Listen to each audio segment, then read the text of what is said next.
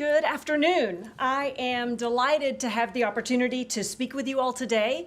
This morning, Secretary Blinken released the State Department's 2024 Trafficking in Persons Report, or the TIP report as we call it, which examines government's efforts to meet the Trafficking Victims Protection Act's minimum standards to combat human trafficking using a 3P framework of prosecuting traffickers, protecting victims, and preventing the crime. The report reflects the U.S. government's commitment to global leadership on these key human rights, law enforcement, and national security issues. It remains our principal diplomatic and diagnostic tool to guide our engagement with foreign governments on human trafficking. The theme of this year's report examines the challenges associated with digital technology and how it has created new opportunities for traffickers to exploit individuals for profit. It also focuses on how technology can be used by the global anti-trafficking community in prevention and mitigation strategies to counter nefarious actors in this space. The report further explores opportunities for partnership across the public and private sector and stakeholders. I would like to especially thank the Human Trafficking Expert Consultant Network for their ongoing contributions to the TIP report and for sharing their expertise. For the last 3 years, they have provided content and feedback throughout the process of drafting the introduction to the report. Beyond digital technology, this year's report highlights themes including balancing prosecution, prevention, and victim protection priorities in the criminal justice system, the intersection between forced marriage and human trafficking, and forced labor in Cuba's labor export program. We also highlight key human trafficking issues in the Western Hemisphere to describe shared issues in the region and help focus the anti-trafficking efforts of governments and other stakeholders. Unprecedented irregular migration affects many Western Hemisphere countries, including the United States. We encourage governments to prevent trafficking and prioritize screening among migrants who often assume debts to pay migrant smugglers and are then vulnerable to trafficking when they are unable to repay the money. This year's report assessed 188 countries and territories, including the United States.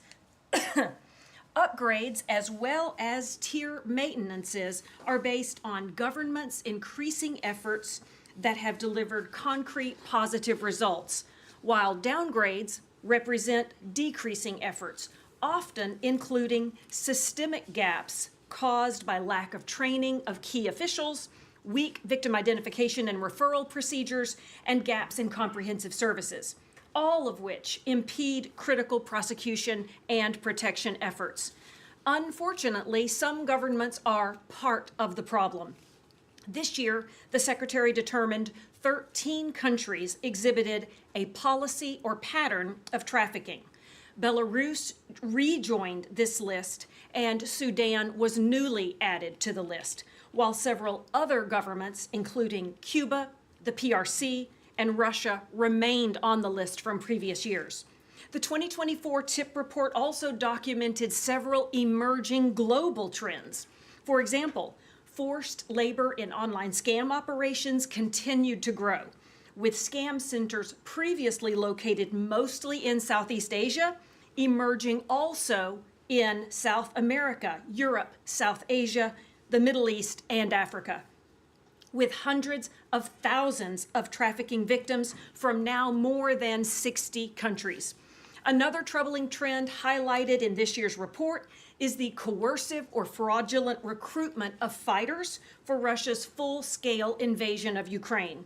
Russian authorities, middlemen, private military companies, or Russian-affiliated forces reportedly used coercion, deception, and in some cases, force in the recruitment of foreign nationals, particularly Central and South Asian migrants, as well as citizens from Cuba and Syria to fight in Russia's war of aggression against Ukraine. To end on a more positive note, though, global law enforcement and victim identification data demonstrates that many governments are making improvements to their anti-trafficking response. Overall, law enforcement and victim identification data increased across the 2024 TIP report. Total prosecutions and convictions were up overall, and victim identification reached the highest level ever. For the third consecutive year, there was notable progress to combat labor trafficking, with labor trafficking convictions and victim identifications substantially increasing from last year to reach their highest levels ever. I am so grateful to our colleagues at embassies around the world and throughout the department who worked diligently to gather data and analyze trafficking trends and efforts. This truly is a joint collaborative effort and one that I feel has real impact on people's lives around the world. I look forward to your questions. I just have two brief ones. One, you noted Belarus and Sudan appearing. Were there any, big drops from the watch list to tier 3, or big gains the other way around? And then, secondly, when you talk about Russia using suspect recruiting tactics to get people to go to Ukraine, you said you used the word reportedly. Whose reports are those? Are they yours or are they NGOs? I'm going to answer in reverse order, sir. Thank you very much. So with regard to Russia's reports, our TIP report is based on a very broad release of information. We accept information directly from governments themselves. That in this case could be governments, Russia could give it, or countries who have had individuals leaving their countries to go fight. So we receive it from governments, we receive it from international organizations, we receive it from NGOs and civil society members, and then we also receive it from media reports. And so we don't base our information just on one source, we have it based on multiple sources, and we actually work all year long to collect this information so that that information can even grow and improve throughout the year. In answer to your second question, with regard to notable... That was my first question. Oh, the first question. Thank you, sir. In answer to the question about notable upgrades and downgrades, I think I'll mention just a couple. There were 3 upgrades to Tier 1. Now, it's important to note that Tier 1 is our highest tier, but even Tier 1 countries do have improvements that they still need to make. And our narratives very clearly point out the areas where increased progress is made. But there were 3 upgrades to Tier 1. One was the Republic of Korea, one was Poland, and one was Suriname. I'll call out Suriname in particular because, as you may know, this is the 20-year anniversary of our Trafficking in Persons Heroes program. We have 10 Trafficking in Persons Heroes here to participate. They were honored at a ceremony this morning with Secretary Blinken, and they're participating in an IVLP, and one of our heroes is from Suriname. And that was one of the countries that was upgraded to Tier 1. With regard to the downgrades, we had a few sort of notable downgrades. You had wisely mentioned we had 5 upgrades from Tier 3, which is also good because Tier 3 is our lowest tier, but we did have upgrades from there, which is great. We had 17 countries downgraded from Tier 2 to Tier 2 watch list. Each of those is noted. And then we have 19 countries and territories that are remaining on Tier 3, which of course, as you know, is the lowest ranking and subject to sanctions, non-humanitarian, non-trade related sanctions. Okay, so no country got taken down from the watch list to Tier 3. There were a couple of countries. The government of Brunei was moved down to Tier 3, and Sudan was subject to a double downgrade. They went from Tier 2 all the way down to Tier 3, skipping Tier 2 watch list because we assessed a policy or pattern of trafficking in the government of Sudan as it pertained to the recruitment of child soldiers. And so that was the result of their double downgrade. Thank you. Yeah, thank you. I have a couple of questions about Vietnam. Vietnam has been upgraded 2 years in a row from Tier 3 to the watch list and now to Tier 2. A lot of NGOs, advocacy groups working on Vietnam would challenge, the assessment of the department on this. Particularly, there was a report that came out on Thursday last week by Project 88, which cited Vietnamese official government documents, basically appearing to show that the Vietnamese government was trying to manipulate the process in its responses to TIP and withholding information on certain cases. Now, I guess they've said they've given this information to the State Department to review. Have you looked at it? Does that influence the way that you think about that ranking?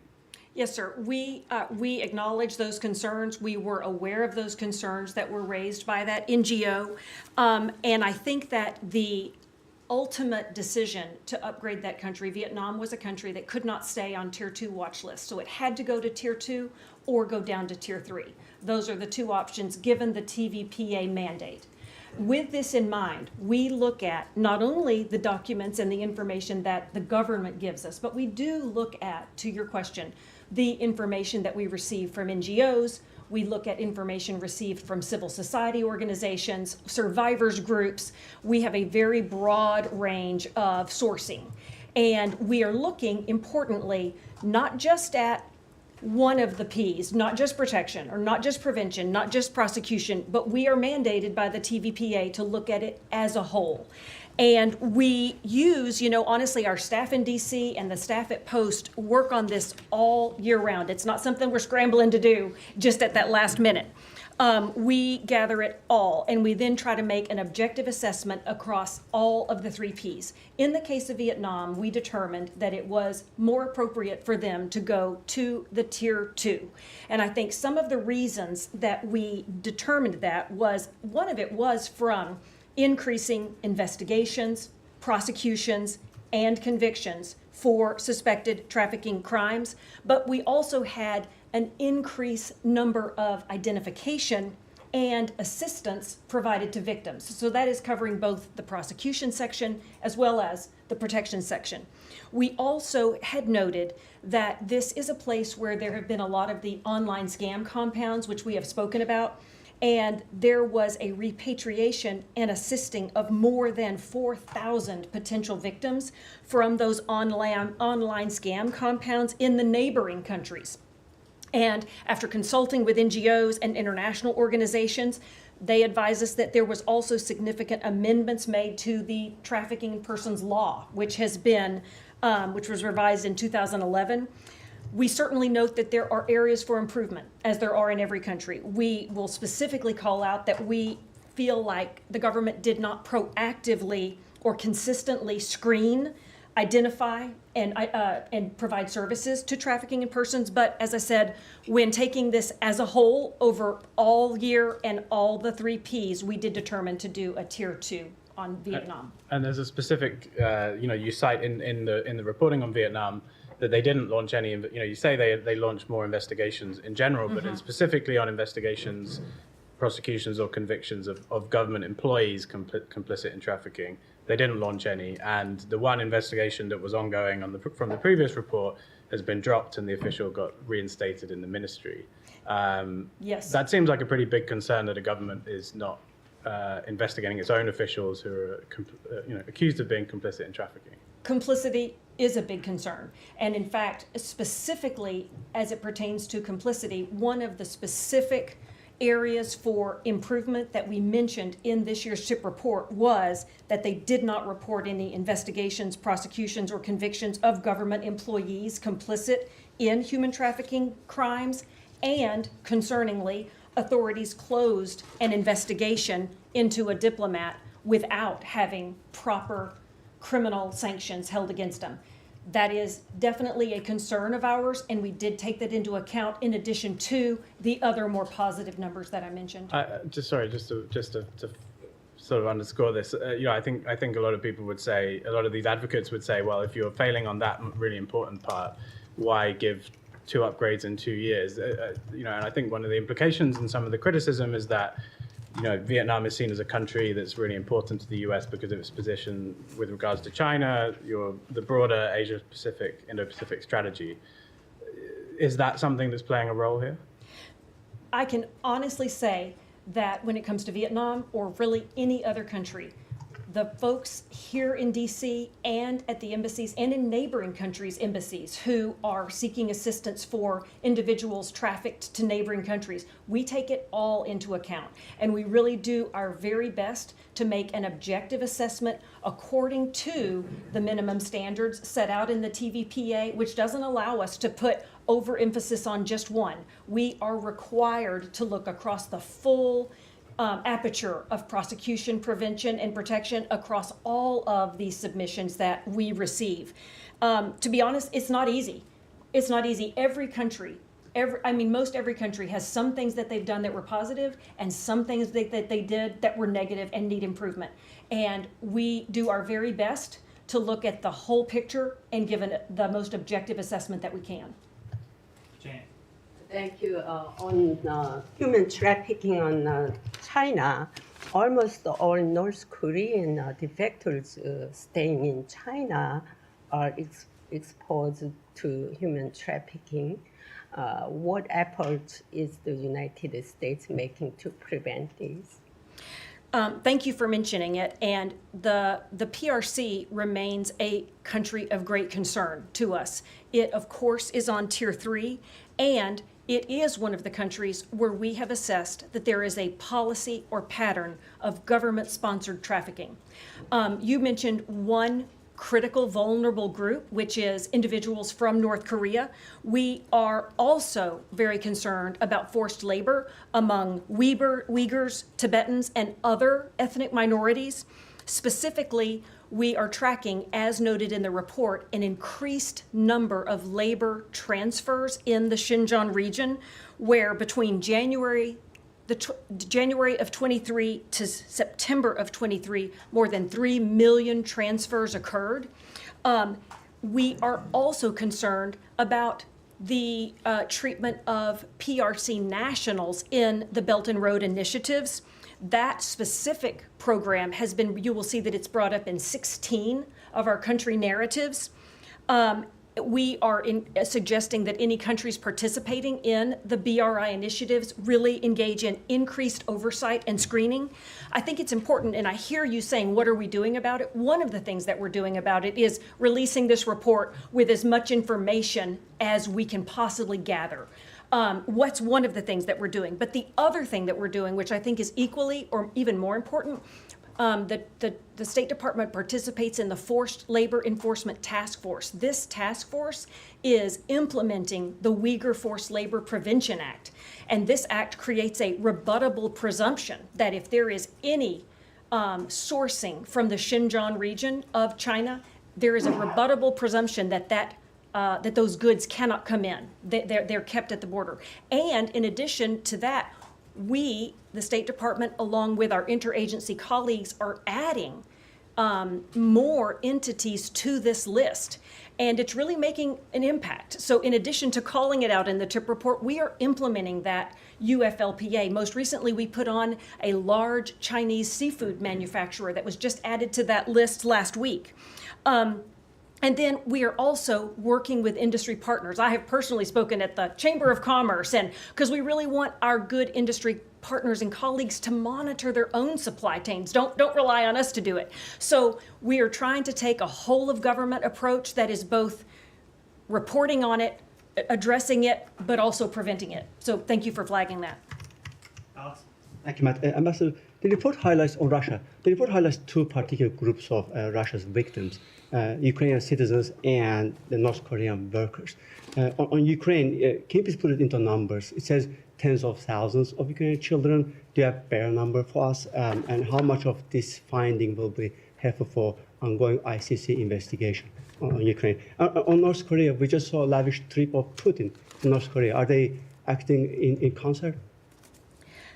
I am going to answer first your question about Russia, and you are smart. There are a number of concerning trends in Russia that we are tracking.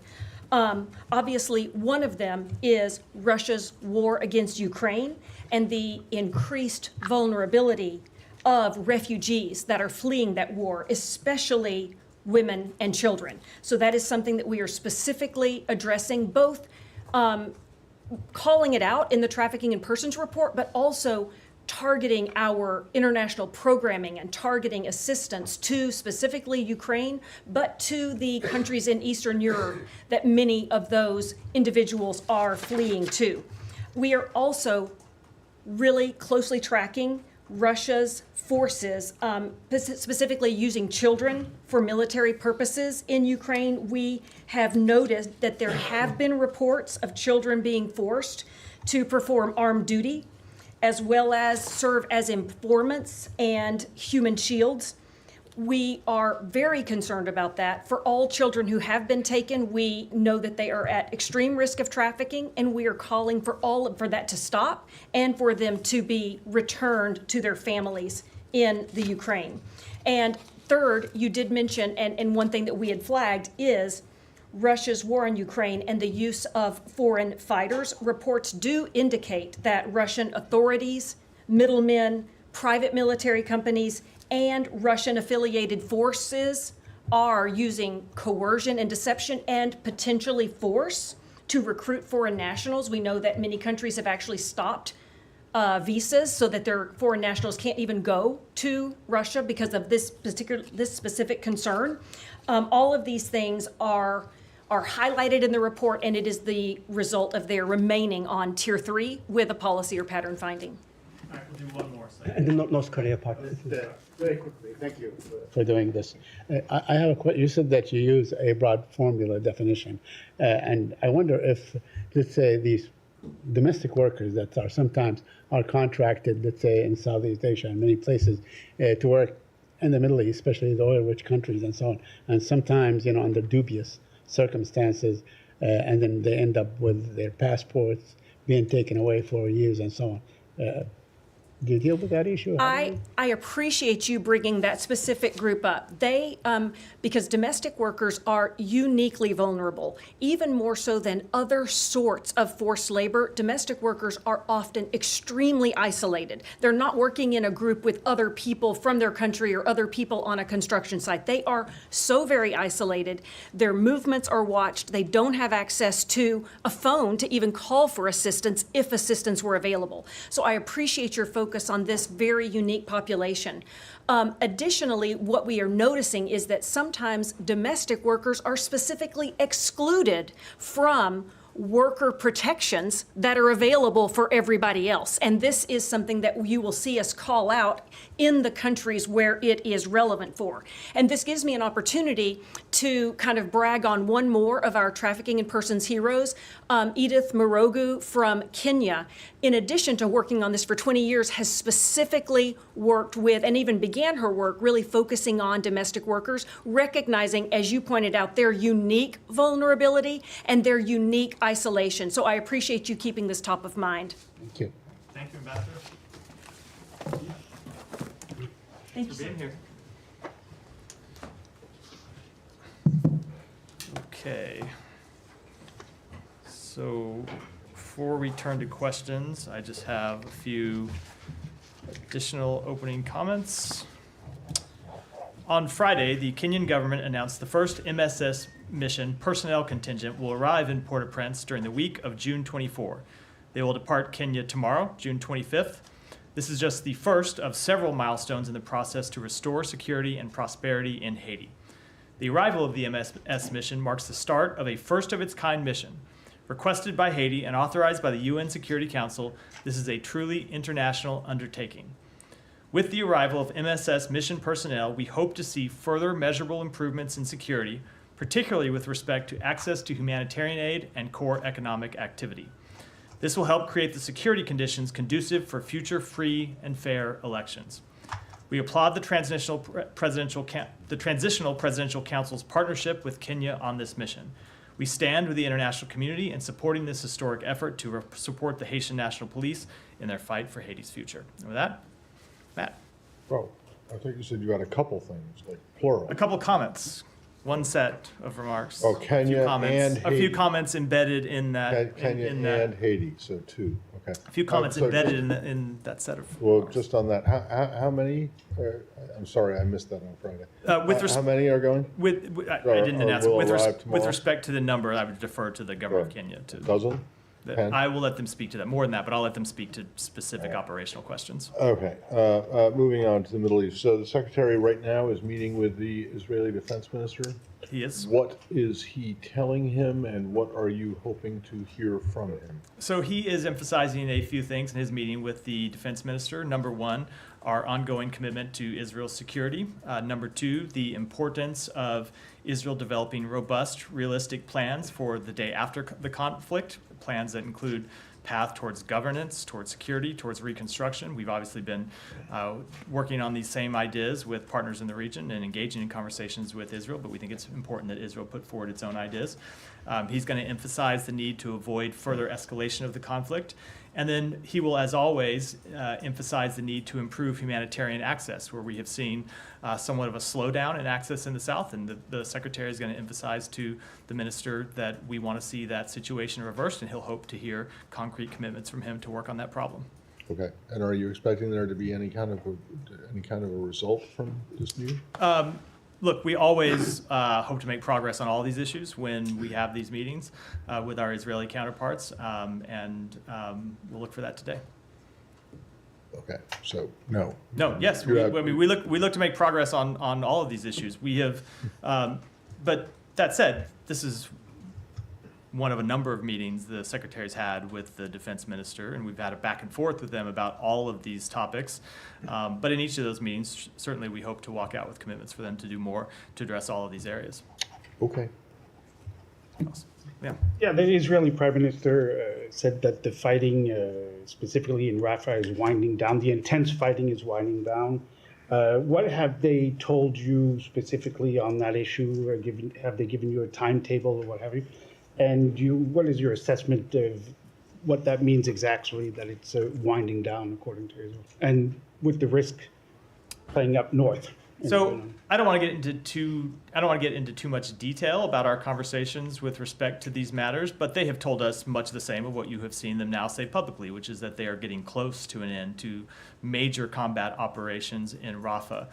And so I will let them speak to what that means and what future deployments will look like. But from our perspective, what it means is the importance of working on all these plans for the day after the conflict, because we don't want to see in Rafah what we've seen in Gaza City and what we've seen in Khan Yunis, which is the end of major combat operations, and then the beginning of Hamas reasserting control and reasserting activity in those areas. And we have been quite consistent that for there to be an enduring defeat of Hamas, there needs to be a plan for what replaces them. And what replaces them needs to be Palestinian-led governance. It needs to be realistic security plans. It needs to be realistic reconstruction plans. And that's what we continue to work towards with our Arab partners in the region, and as we continue to push the government of Israel to properly consider. Thank you. The Prime Minister of Israel also said over the weekend, or claimed that the U.S., that Israel has seen a dramatic decrease in U.S. munitions to Israel. Could you explain to us what the Biden administration understands from his word decrease, and whether that's correct? I don't understand what that comment meant at all, in the same way that I didn't understand the comments that we discussed last week when we heard them make similar claims. We have paused one shipment of high payload munitions. That shipment remains on pause. It remains under review. There are other weapons that we continue to provide Israel, as we have done going back years and years, because we are committed to Israel's security. And there has been no change in that, so I'm not sure what those comments refer to. Can you comment at all on whether there has been a change in the amount or surging of weapons at the start of this conflict versus now, and whether that might have? So I can't give you a kind of week by week, month by month outline of the amount of weapons. There are weapons commitments that we have made to the government of Israel going back years. We've talked about this some before, about how there are times when they order from us, pay the United States for, let's say, let's say just for example, 20,000 of a particular munition, and they take delivery when they make the order of 5,000, and there remain 15,000, and they come back to us and ask for more. Obviously, they were making intense requests at the beginning of the conflict, and we were fulfilling those requests. They continue to make requests, and we continue to fulfill those requests. So I can't tell you whether they are lower today than they were in October. It may be either because they have requested less or they've run up against headroom. I can't give you that kind of sort of graphic description, but overall, the programs have not changed. We continue to meet the requests that they have made to us. We continue to meet our statutory obligation to ensure that Israel remains a qualitative military edge over other countries in the region, and that will continue to be our policy because our commitment to Israel's security is ironclad. Do you have a specific response in Gaza? There was a strike overnight on a medical clinic, reportedly killed the director of the ambulance and emergency department. Obviously, there's been a lot of comments from the US about the importance of protecting humanitarian workers. Have you been able to verify anything about that incident, and do you have a comment on it? So I don't have an assessment of what actually happened. This looks to be another one of these incidents where it's very hard to get at the bottom line truth, and it goes to the very nature of this conflict. So you have disturbing reports and videos from the ground. You have claims a strike on humanitarian workers, and you have the government of Israel saying that they were targeting a legitimate Hamas target and that there were militants in this facility hiding behind civilians. Obviously, militants should not hide behind civilians. That has been the case from the beginning, and Israel needs to take all precautions to minimize civilian harm. This goes to the problem of this. It goes to the very nature of this conflict and why it is so difficult, and the problem that Israel faces is so difficult. But again, it doesn't minimize their need to do everything possible to minimize civilian harm. I would just say this gets back to why we continue to push so hard for a ceasefire, because as long as you have ongoing conflict, you are going to face this problem where Israel is going to target legitimate military targets, militants. But sometimes those militants are going to be in close proximity to civilians. And as long as that is the case, you're going to continue to have these tragic incidents, which is why we want to see a ceasefire.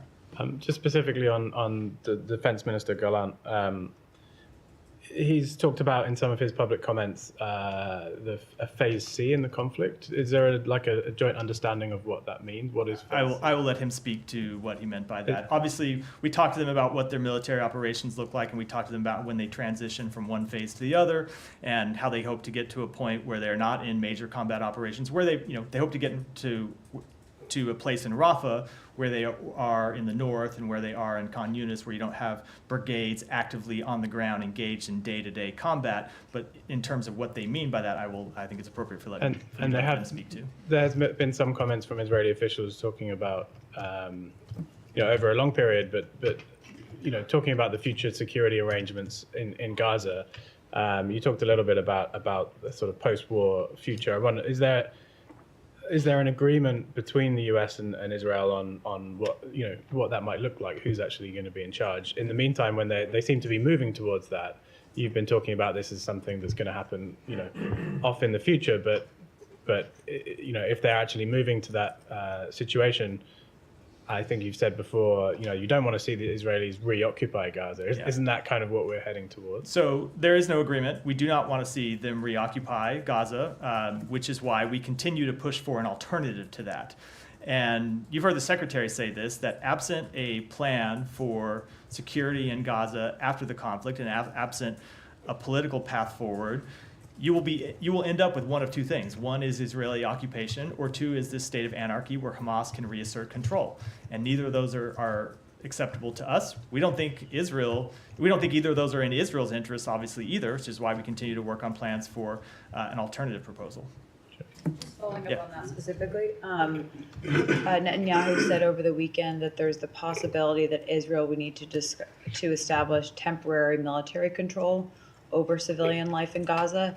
Is that something that the U.S. would temporarily support? We oppose military control. Look, they have temporary military control now, but we want to see that end. We want to see it transition to a different security environment, and ultimately transition to a reunified Gaza and the West Bank. Now, you're not going to get there overnight. There has to be a transition plan. There has to be a path to get there. What that looks like and when a different authority can take control are all things that we need to work out with our partners in the region and ultimately with the government of Israel. Do you think he's talking about this for a limited amount of time, or do you think he's trying to talk about this for an extended amount of time? I wouldn't want to speculate. Okay, and then he also made comments that after this intense phase of the conflict in Gaza concludes in the near term here, Israel will continue mowing the lawn in Gaza. Does the U.S. know exactly what Israel means by continuing to mow the lawn, and do you support that if there's no ceasefire in place? So I don't know what he means exactly by that, but I think it probably means continued military engagement in Gaza. And for us, that's just a recipe for continued conflict, continued instability, and continued insecurity for Israel. It is obviously extremely harmful to the people of Gaza, who want to be able to rebuild their lives and rebuild their homes and want to be able to chart a different future. But we think continued military action in Gaza just makes Israel weaker, makes it harder to achieve a resolution in the north. It adds to instability in the West Bank. It makes it harder for Israel to normalize relations with its neighbors. And so that's why we will continue to put forward what we believe is an alternative path that actually helps Israel's security, not one that weakens it. And then just last question, you've obviously expressed U.S. concerns that Israel hasn't been fully focused on the day after conversations. Is that changing at all? Do you think Israel is taking any more seriously those conversations, given that they are planning to wrap up these intense operations? Do those conversations look a little bit different now? They are a little bit more, I shouldn't say a little bit, they're somewhat more focused on it now. I think just by nature of the fact that they, by their own admission, are nearing the end of major military operations. So by nature, you have to look at what is going to come next. We want them to engage seriously on that. We want them to engage seriously with us on it. We want them to engage seriously with Arab countries in the region about it, because we do think there are ways to rebuild Gaza, to provide security for Gaza, to provide Palestinian-led governance in Gaza that ultimately will not just realize the aspirations of the Palestinian people, but will strengthen Israel's security. And so it's very much in their interest to engage in these conversations in good faith, and we will encourage them to do so. Sorry, I had one more. I forgot. Okay. There are these reports of increased looting and gangs in Gaza, and I wonder who the United States thinks the onus is on to try and drive that down. I mean, is it the IDF that should be creating more law and order? Is there a body that can do that? Like, how do you tackle that problem? So that is an incredibly difficult question, obviously, because it goes to the heart of what comes next. Who provides security for the people of Gaza who just want to go about their daily lives? Mm-hmm. And right now, in the places where Israel has conducted military operations but no longer is there on the ground, you do see this anarchy, and you see Hamas in some cases reasserting control, which is obviously something that is incredibly dangerous for Israel. It's incredibly dangerous for the Palestinian people. Just look at the ramifications of the war that Hamas launched on October 7th. They've been, no one has suffered more than the Palestinian people from that decision. So that said, we don't want to see Israel occupy and have Israel soldiers providing security, because we think that just increases tension. It's not going to make Israel safer. It's certainly not going to benefit the Palestinian people. So we are working on proposals with our partners in the region. I don't want to detail them here for, I think, obvious reasons. We'll keep those conversations now, but it's a very important question that we are working quite hard on answering. And those proposals might have to go into effect even if a ceasefire is not yet in effect. I just wouldn't want to speculate. We want to get a ceasefire. We want to work on the day after things. Obviously, we would hope that they would align. Okay. Yeah, Saeed. Thank you. Let me begin by asking a question that I've raised here for the past 4 years on this occasion. Today marks the 4th anniversary since the Israelis killed a cousin of mine, Ahmed Erekab, on his way to pick up his mother, and they kept his body.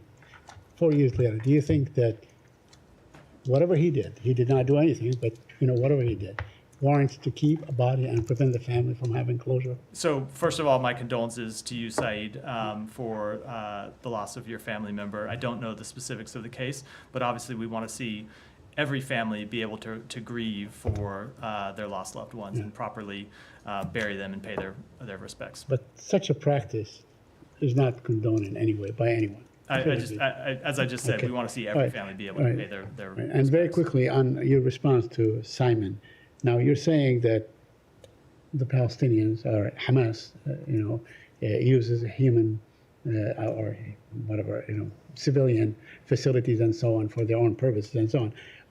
Because this is the person that was killed, Dr. Hani al-Jafrawi, in a missile. He worked for the Ministry of Health, which is, a Hamas run, but he's a civilian.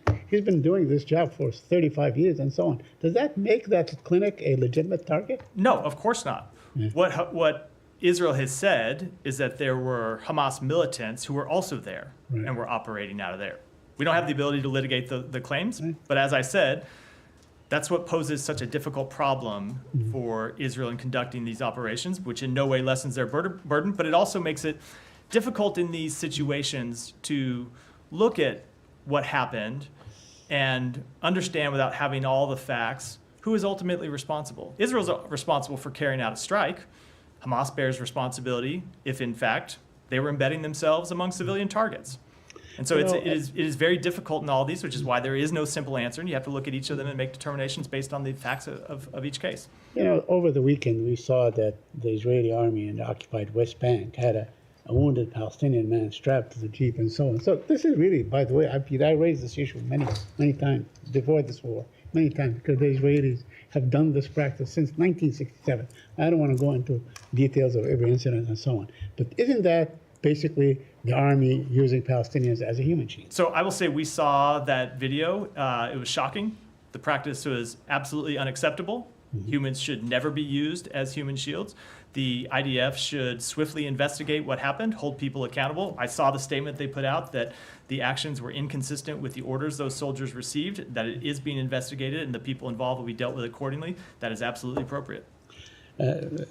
Just a couple more issues, if you allow me. I want to ask you on the new legal powers of the settlers' facilities in the West Bank, and apparently annexation is underway under everybody's eyes and so on. So you're referring to the reported actions by the finance minister. So we have seen the finance minister, who also is a minister inside the defense ministry, attempt to further administratively integrate settlements into Israel. We have made quite clear that settlements are counterproductive to peace, that the government of Israel's settlement program is inconsistent with international law, and we will continue to make that clear. Yeah, but yet the Israelis are never deterred by your position and so on. Could we expect some sort of leveraging some of I'm not going to speak to future actions that we may or may not take. I will just say we will continue to make the case to them that actions like these don't just harm the Palestinian people, but they ultimately are self-defeating. They ultimately hurt Israel's interests. They ultimately weaken Israel. They weaken Israel's security. And so that's the case that we will continue to make to them. And finally, I promise this finally. Mr. Don't Netanyahu. make promises you can't keep, Saeed. Sorry, I have so many. Yesterday, the Prime Minister, the Israeli Prime Minister, basically rejected the whole Biden plan. And he said, okay, we want to exchange some of the hostages for few prisoners. And that's it. That's the end of it. So do you still think that the ball is in Hamas's court, and not in Israel's court? So I saw the comments the Prime Minister made yesterday, and then I saw the statement his office put out clarifying that they wanted to secure the release of all hostages. And then I saw the further statement the Prime Minister said today, where he made clear he supports the proposal that Israel put on the table and the president laid out. So I will just say, I think all of us that speak publicly at times make mistakes and misspeak, and when we do so, we have an obligation to come clarify, and we're glad he did. Yeah, thank you, Matt. I have a couple of questions too. First, will the U.S. support Israel in case of a full-scale war breaks with Hezbollah? So we don't want to see further escalation. We don't want to see a full-scale war with Hezbollah. We think there ought to be a diplomatic resolution to the conflict across the Israel-Lebanon border that is keeping tens of thousands of families on each side of the border from returning to their homes. And so what we will continue to press to the government of Israel is that we don't want to see further escalation. And actually, as I said earlier, achieving a ceasefire in Gaza will help achieve a diplomatic resolution in the But in case the war breaks, I'm not going will to you do it in support cases Israel? or ifs or hypotheticals or anything like that. I'm going to make clear what our policy is, and that our policy is we don't want to see further escalation. Second, the Telegraph has reported that Hezbollah is storing a large quantity of Iranian weapons at the airport. Can you confirm this report? So we've seen the report. We've seen the statement from the government of Lebanon that the report's not grounded in fact. We take these issues extremely seriously and monitor them very closely, but I can't give you a factual assessment from here. The Lebanese authorities arranged a tour of the airport today. The U.S. ambassador didn't attend. Why? We did not attend, but we are aware of the tour and we're actively in touch with the Lebanese government about the issue, including the underlying question and claim that was put forward in that Telegraph article. And finally, Omani foreign minister was in Iran today. Did he deliver any U.S. message to the Iranian regime? No, he did not. Thanks. Just quickly going back to Prime Minister Netanyahu's statements on how quickly U.S. arms are flowing into Israel. Based on your ongoing engagements across levels of government with Israeli officials, can you say if you assess that that's a sentiment that's broadly held across the Israeli government? So I really don't want to speak to diplomatic conversations, which ought to remain private, and certainly don't want to speak for the Israeli government. I'll just tell you that in some of our diplomatic conversations, including quite recently, we've pointed out to them specific shipments that we have made in recent weeks to continue to demonstrate our ongoing commitment to Israel's security, and that's not going to change. And going off of the video that Saeed raised, the State Department said last month that although it's aware of many investigations that the Israeli government has launched, it's unaware of any conclusions of cases, any sentencing that's come down. Can you say if that's changed in the last couple weeks? So we have seen, I think that was a reference in the NSM to criminal cases that the government of Israel was investigating. We have seen cases where the IDF has disciplined soldiers, including after the World Central Kitchen strike where they did. There have been others for actions in the West Bank where they have publicly announced that they've disciplined soldiers. As it pertains to any of the criminal investigations, I'm not aware of any update. I think those would be publicly announced, so we would all see them. But I can check and see whether there's anything we know that's not in the public sphere. Let me stay in the region before I come to you next. Yeah. Thank you, Matt. It's been reported that the political leadership of Hamas, Iraq and Iran, have decided that Hamas move its offices in Qatar to Iraq, to Baghdad, and that Iran is going to be providing the security and all of that. I was wondering if you're aware of this and what you think. I saw the reports, and I don't want to speak to their validity, but we have made clear to every government in the region that there should be no more business as usual with Hamas after the horrific attacks of October 7th, and that applies to everyone. Including Iraq and Applies to everyone. Any more in the region? Yeah, go ahead. We'll do these, and then I'll A UK-based research group concluded Israeli tank likely killed 6-year-old Palestinian child, Hind Rajab. Investigation revealed that Rajab's car was hit with 355 bullets, and it's not plausible that Israeli tank couldn't see children inside the car.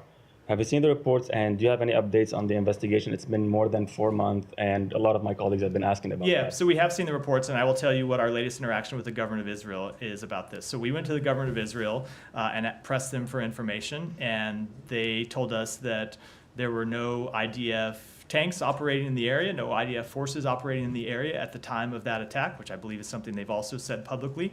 After further reporting, we went back to them and pressed them again. And so what they told us is that they went to the UN organizations, they went to the Palestinian Red Crescent, they asked for information, because you've seen all of those organizations quoted in stories. They asked for information that they could use to further an investigation, and no one provided them with any information. That's the latest that we have on the So case. who shot the 355 tank bullets? I'm not able to, look, I'm not on the ground. I can't offer any kind of assessment about this. That's why we've called for we called for the government of Israel to conduct an investigation. I can't speak to what their internal processes look like. All I can tell you is what they've all I can tell you is what they've told us, and what they've said is they went to the UN and the Palestinian Red Crescent and asked them to supply information that would help them. And what they claim is that they were given none. But it's not concluded yet, the investigation, or is it? I would refer you to the government of Israel for that. I can only tell you what they have told us. Okay, one last question. So the municipality of Gaza fixed the water pipes last week, but 2 days ago, Israeli forces dropped a bomb on the team who worked on restoring the water system, and the bomb killed Anwar al-Jindi, which is the director of water and environment at Gaza municipality, and 4 other water technicians. I know you're going to tell me that maybe there were Hamas people next to them embedded, but isn't this excuse like, is this still valid after 8 months of, and like hundreds and hundreds of healthcare have died because of that? So I can't tell you anything about this specific strike because I don't have any details about this specific strike. But as I said earlier, the underlying challenge of this war hasn't changed, and it's going to continue to be there as long as you have this difficult urban environment where Hamas does operate as human shields. And I don't think that's a... How can we verify this? Hold on, I don't think that's a controversial assessment. There have been reports going back before October 7th. We talked about them in this briefing. There was a report from the Washington Post several years ago about Hamas firing from mosques. We have seen our own intelligence information and released our own intelligence information about Hamas embedding under a hospital. How can you verify in each one that Hamas was there if Israel is investigating this? How can we verify? That is my point. I can't give you information about each strike. I can tell you that it is an underlying problem that this difficult terrain imposes. And so we see conflicting accounts all the time, and we don't have people on the ground to operate. Ultimately, it's why I get back to this. We have to reach a ceasefire, because as long as you have continued military operations and you have Hamas embedding itself in human shields, firing at soldiers, launching terrorist attacks, you're going to see tragic incidents of civilian casualties. And the ultimate conclusion to this is to reach a ceasefire that will end this suffering. Prem, go ahead. Thank you, Matt. Firstly, just to follow up on this, is it really an independent investigation if the alleged culprits are the ones conducting the strike? What I said, we thought it's appropriate for the government of Israel to investigate. They have said to us, and again, as I said, I'm not attesting to any of these facts. I can tell you that we intervene with them. They provide us answers. I'm providing them to you. And what they have said is they went to these agencies and asked for information, and it wasn't forthcoming. Sure. So on that note, you said that the Red Crescent, the UN hasn't provided answers. Will you move to verify those claims? It is not for us to do it. Look, I would hope hold on. I would hope that those agencies can come forward and provide information. It's easy to do so. If in fact they have information, they should come forward and do it. And provide it, and we'll be happy to look at that. Okay, and then nearly 70 Democrats are calling on the administration to open refugee status for Palestinians fleeing Gaza through the United States Refugee Admissions Program through the State Department. And so I'm wondering if you've seen this call and what the State Department is thinking in response to it. I have seen the call, and we will respond to the members of Congress in due course. And then finally, one more question. On a few weeks ago, the U.S. announced that the Azov Brigade passed Leahy Law considerations and will be allowed to receive military aid. A photo from December purports to show, and this was posted by Azov themselves in the Telegram, to show U.S. Special Operations Command Europe giving Azov training.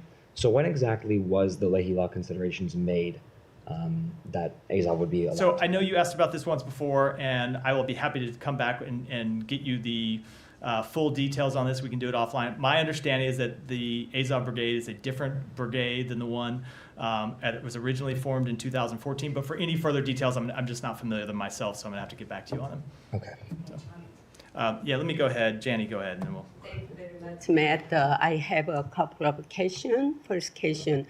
The U.S. Senator Richard Blumenthal proposed a bill to designate Russia as a state sponsor of terrorism, saying that all countries that have signed defense treaties with North Korea should be designated as state sponsors of terrorism. And Senator Rosa Wicker also mentioned the need to arm the Korean Peninsula with nuclear weapons and deploy nuclear weapons in the Asia-Pacific region in order to keep North Korea and China in check. What is the State Department position on this? So I don't have a comment with respect to the second. With respect to the first, we continue to believe there are more effective ways to hold Russia accountable for its actions than designating them as a state sponsor of terrorism, which can have a number of downside effects. And so we continue to pursue those in terms of sanctioning Russian officials, sanctioning Russian companies, imposing export controls that weaken Russia's military machine, and we will continue to take those One steps. more quick follow-up to evasion sanctions from the West and the United States.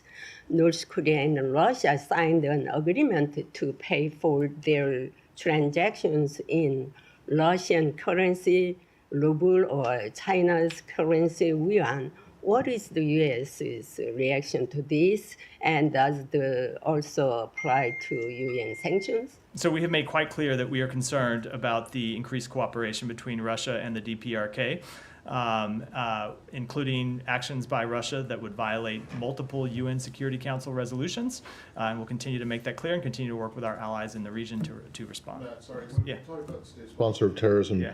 the designation downsides. What can you explain what those downsides are as it relates to actually North Korea and Cuba? I can't speak to as it relates to North Korea and Cuba, but we've had So this in can the you other speak context. to them? Okay, but there are downsides. There are when it relates downsides to that would Russia, limit but they're not limit when the it comes to- provision of humanitarian aid and other. How much humanitarian aid are you providing to Russia? I don't believe the United States is providing any, but we've seen that it makes it difficult for relief workers and aid workers. And How many hold on, relief- let me just say, in some contexts, if there's a natural disaster, it can make it difficult for Well, relief aren't there aid not- workers not- are there and aid not workers natural to do disasters in North Korea and in Cuba? to do their job. And so we have looked at the upsides and the downside, and ultimately think that when you look at the case of Russia, all the other consequences that we have imposed on Russia, making them a state sponsor of terrorism really doesn't get you much more, and it brings with it other downsides. And so when you Okay, look at well, the then you look at you know, the there are benefits plenty of versus the people who cost, can that's make what the makes it arg- difficult. Plenty of people who can make the argument that you've also imposed just as many sanctions, if not more, on North Korea, Iran, and Cuba. And so what's the point of if they're downsized to the SSOT designation for Russia, why are there not the We same ones? look at each country And and make individual determinations, and with respect to All Russia, right. that's And then the- just one other one briefly, decision in a we've come very to. early answer to the Middle East questions, you talked about Israel's qualitative military edge and how what's the U.S. belief? What country in the region does Israel not have a qualitative military edge over? None, because of the continued support that we provide them. Oh, but you say that if you didn't continue to give them weapons, they would lose that edge? Ultimately, they could, yes, which is why we continue to support them. Okay, do they have a qualitative military edge over Hamas? Of course they do. Yeah. of Would course they do. without all the additional weapons that you're sending? Not them? I'm not going to get into those kind of assessments up here, but Well, that's it. I don't- Hold on, why hold not? on, Matt. When I listed the qualitative military edge, I was listing it in a range of things that we support. We support Israel's right to defeat Hamas, and Mm-hmm. there are munitions and equipment we give them for that fight. There are military capabilities we provide to them. When you look at the provision of airplanes and others that are important to maintaining their qualitative military edge against Iran, which continues to escalate and pursue more advanced Do technology. they have a military edge over Iran right now? So we are committed to. I cannot give you that type of. I would defer to the Pentagon for that type of assessment. But my point is, this gets back to when we talk about the munitions that we provide to Israel. We provide them a host of capabilities. Some are for the conflict in Gaza, but oftentimes you see people writing stories about capabilities that we have provided Israel that have nothing to do with Gaza, but that have to do with our equipping them for the other security challenges they face, including the threat to Iran. And I was speaking to all of those in those Okay. Would you accept? Do you accept that more Palestinian civilians have been killed in the Gaza war than Hamas militants? I can't give you that type of assessment. All We right. don't Well, have a then breakdown. how about answering this? Then does Israel have a qualitative military edge over the Palestinian people? Non-Hamas. The Palestinian. When you look at qualitative military edge, you're looking at militaries, and there is no Palestinian military. Okay. Alex, go ahead. Back to Russia. Does the Department have any response to Moscow's latest accusations as they summoned a U.S. ambassador today saying that the U.S. is, quote unquote, waging a hybrid war and is part of their war? So I've seen the comments from the government of Moscow. I think they pertain to the reported strike in Crimea, I will just tell you what the ambassador said when she met with the Russian Foreign Ministry, and that is, of course, that we lament any civilian loss of life in this war. We provide weapons to Ukraine so it can defend its sovereign territory against armed aggression. That includes in Crimea, which, of course, is part of Ukraine. And Russia could stop this war today and end the suffering caused by the war Russia launched today if it would stop its occupation of sovereign Ukrainian territory and stop launching attacks on civilians. Thank you. They also try to blame Ukraine for Dagestan attack. How much do you know about what happened and what's your reaction? I don't have any assessment of the underlying attack, including who was responsible for it, but I will say you have seen Russia make ridiculous claims about responsibility in the past. You might recall that after the terrorist attack in Moscow in March, they blamed the United States, despite the fact that the United States had warned them about the attack in advance. So it's not unusual for the government of Moscow to make ridiculous, hyperbolic claims about responsibility that aren't borne out by fact. And a final topic from me on the Secretary's recent call to Aliyev. What triggered the call? Is there any hope that Secretary was hoping to hear something new about the peace process? So I'm not going to get into the private diplomatic conversations, but as we said in the readout that we put out, we continue to support engagement between Azerbaijan and Armenia and continue to work to try to resolve that dispute. In the readout, the Secretary also I think you said that was the last one out. Just last topic, yeah. The Secretary also in the readout said that. Only because we are over we're at an hour Yeah, now. So let me actually go on because I do need to get some more people. Thank you. Yeah, go ahead. 3 Iranian-backed militia in Iraq, part of the so-called axis of resistance, have said they will fight alongside Hezbollah if there is war between Israel and Hezbollah. What is your comment and your position? First of all, terrorist organizations should stop making threats against sovereign countries, and that includes terrorist organizations operating in Iran, as it does Hezbollah. But it does go to the point that we have been trying to make, which is we don't want to see any escalation of this conflict. We think a ceasefire would help us resolve the situation in the north. But of course, terrorist organizations should stop making these threats, and they should be held responsible for their actions. We go to someone I haven't got. Go ahead, in the back. No. Thanks, Matt. I want to follow up on your answer to Michelle regarding Lebanon. You are saying that you're seeking a diplomatic solution for what's happening on the northern borders, but you are talking to the Israeli government. Who are you talking to in Lebanon?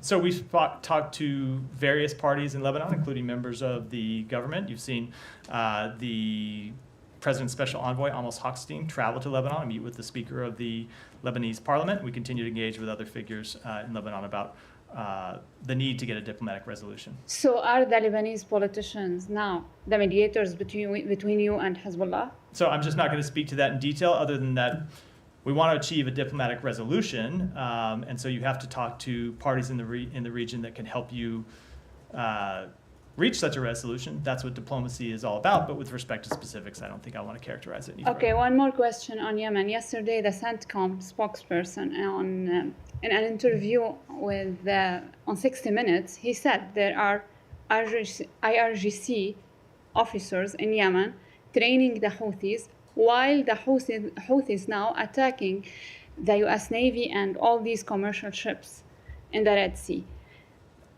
Do you still consider that Iran is not directly involved in this conflict in the region? So we have always made clear that Iran is responsible for the actions by the Houthis because Iran has continued to arm the Houthis and continued to support the Houthis' acts of terrorism. So whether you can show direct engagement with any one attack is a different thing, but we do hold Iran responsible for its support for terrorism, including the Houthis, including Hezbollah, including Hamas, and the actions that those terrorist groups take. And that's why you continue to see us take action, not just against the terrorist groups, but also against Iran for their malign activities. Let me do one more and then we'll finish for today. Two more and then we'll finish today. Thank you, Matt. Two quick questions. China issued new judicial guideline on Friday that include the death penalty, those supporting Taiwan's independence. Taiwan president said China has no right to punish and democracy is not a crime. So what is your stance? So we strongly condemn the escalatory and destabilizing language and actions from PRC officials. We continue to urge restraint and no unilateral change to the status quo. We urge the PRC to engage in meaningful dialogue with Taiwan. Threats and legal warfare will not achieve peaceful resolution to cross-strait differences. Recently, the Bangladesh Police Service Association issued a threatening statement aimed at media outlets reporting on police corruption. This is minimal compared to the widespread corruption involving top regime personnel, which the control media often ignores. A leading English daily newspaper editor publicly said that they cannot publish known corruption stories.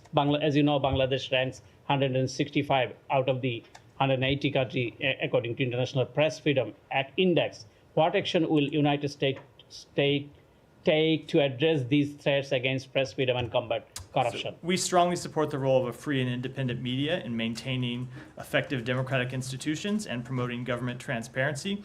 We object to any efforts to harass or intimidate journalists to prevent them from conducting their important work. Go ahead. So Poland's President Duda met with President Xi today in Beijing, signed a series of commercial agreements. I wonder if was there any coordination of messaging ahead of this visit? And apparently, she said that China wants peace in Ukraine. Do you have any comments on that? So I don't want to speak to this visit in particular, but obviously we have been engaged with our NATO allies about China's support for Russia's war in Ukraine by rebuilding Russia's defense industrial base, and we have heard a great deal of concern from our NATO allies about that, and have heard consistently from our NATO allies that they plan to raise that issue with China and make clear how unacceptable it is that China continues to fuel the largest threat to European security since the World War II. One more and then we'll wrap. Yeah, thank you so much. About this is me? It was you until somebody interrupted, which I would ask you again not to do. Go ahead. Yeah. Thank you. It's about India, Bangladesh renewed commitment to free, inclusive Indo-Pacific region. The joint statement issued after the meeting between Prime Minister Narendra Modi and Bangladesh Prime Minister Sheikh Hasina during her state visit to India, reaffirming both countries' commitment to a free, open, inclusive, secure, and rules-based Indo-Pacific region, recognizing their partnership contribution to regional peace, security, and stability. Does this commitment mirror U.S. interest in promoting a similar vision for the Indo-Pacific region? So I don't want to speak to that specific commitment because I haven't read the statement or engaged with my colleagues here, but obviously we do support peace and stability in the Indo-Pacific region. That has been a hallmark of our engagement in that region. With that, I'm going to wrap for today because we are well over an hour. Thank you, everyone. Thank you. Ask me a question. Come on, one Big Mac.